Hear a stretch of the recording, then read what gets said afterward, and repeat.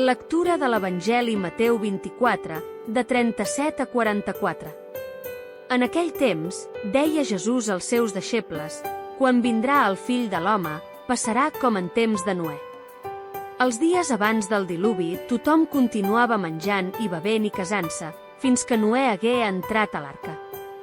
No s'havien adonat de res quan el sorprengué el diluvi i se'ls endugué tots. Igual passarà en l'adveniment del Fill de l'Home.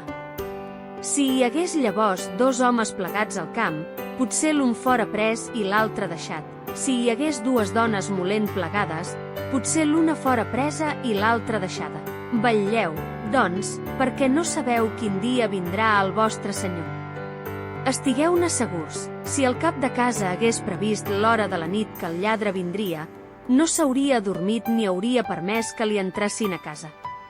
Estigueu a punt també vosaltres, que el Fill de l'Home vindrà a l'hora menys pensada.